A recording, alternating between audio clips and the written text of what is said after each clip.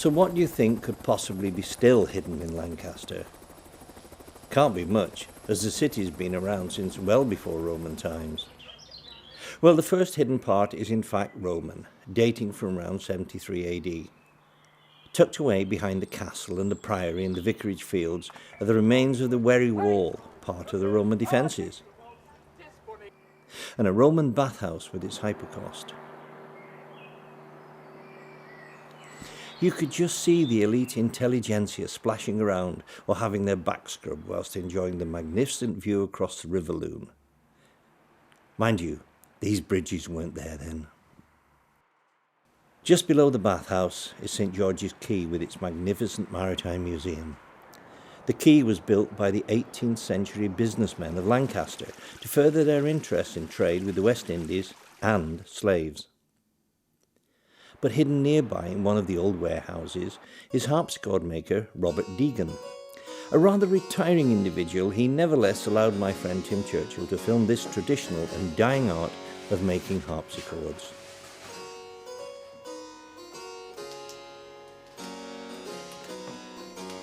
Not far away is another Lancaster gem. Going back to the early 19th century, perhaps the last surviving importer from the trading heyday of the city, Atkinson's. Importers of coffee and tea from all around the world, the shop is almost like a time capsule from 1837. Original tea canisters, scoops, scales, and sending its aroma out into the street, the small Uno roaster.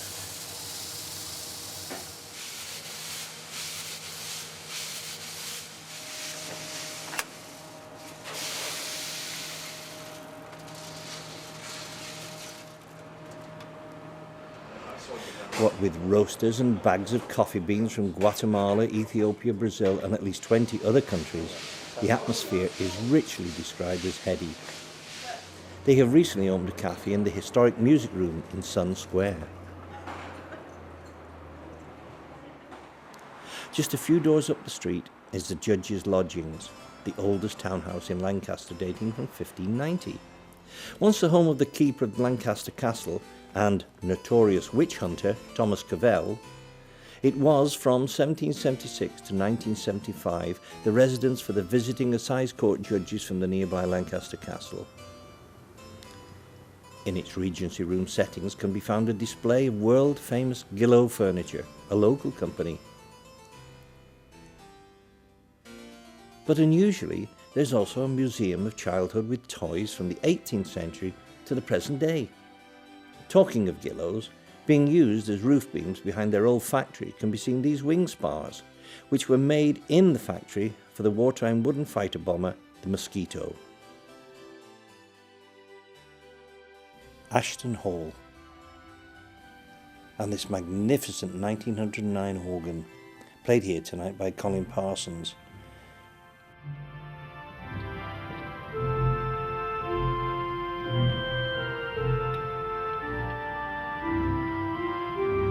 The beautiful Gillows carving, and it's been completely renovated. Round the back, which is normally hidden, you can see the bellows and the huge pipes, plus these smaller ones, which are about the size of a pencil.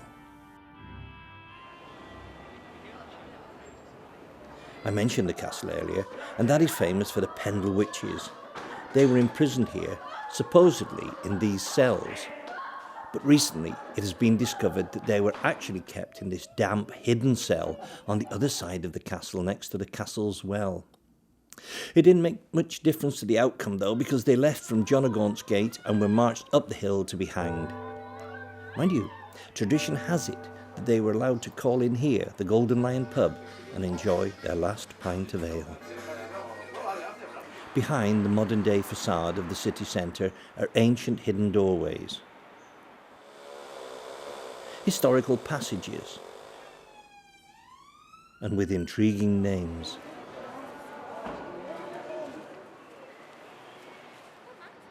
and houses such as this one in Dalton Square, where in 1935 Dr. Buck Ruxton strangled his wife and maid, then cut them up in the bath, wrapped them in newspaper parcels like butcher's meat, and dumped the packages in a ravine just south of Edinburgh.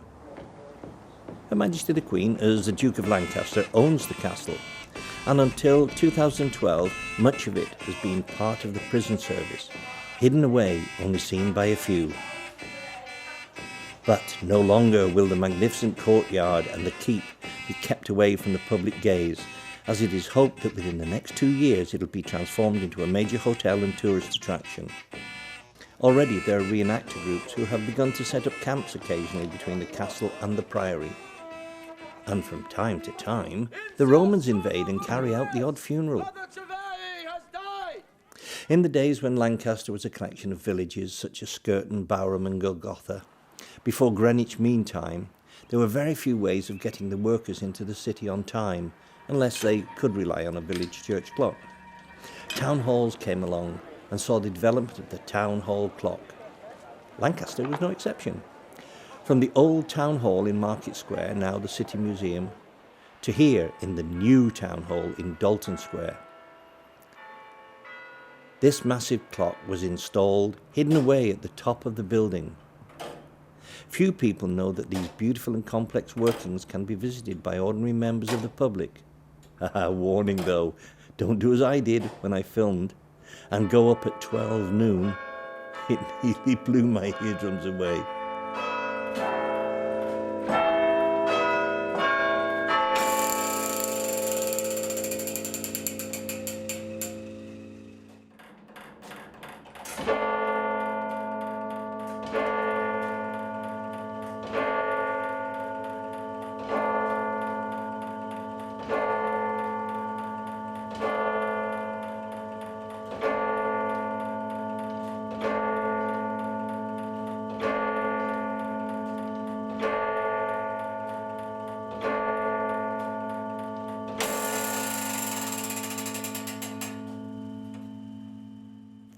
A tradition that has survived is that of the town crier, and never to be seen again is the shout by Frank Barton announcing the Queen's Diamond Jubilee celebrations on the City Museum steps in 2012.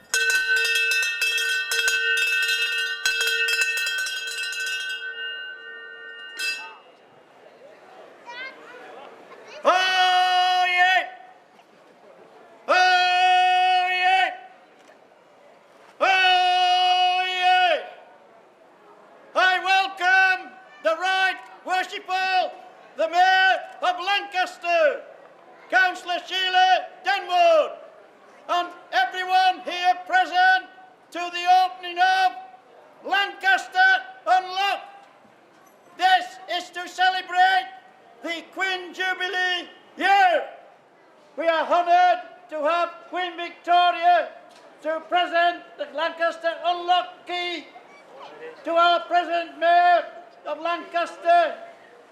We wish everyone a great day. God save the Queen, Duke of Lancaster. The town crier, a tradition of the past, yet still here today. And the thing of the past is the Grand Theatre. We visit the theatre in semi-darkness and never see the true splendour of the building. And how many people see the view from the stage? And what about the Duke's Theatre? Not only is it a modern cinema with comfortable seats, but behind the scenes, up in the gallery, hidden from view, is a professional film projection system and the latest sound system. But it is a theatre, with a theatre in the round, DT3, which is a dedicated performance space for young people, a gallery and cafe bar, and behind the scenes, rehearsal rooms, wardrobe department, and a large lighting store. Finally, every village, monastery or country house had its own brewery, and saw a finish in the newly opened Lancaster Brewery. 50-barrel fermentation vessels, mash tuns, and that all-pervading glorious smell of bitters, lagers and dark beers wafting through the site. Do you know, it took me hours to film in there. But I left in a very happy frame of mind.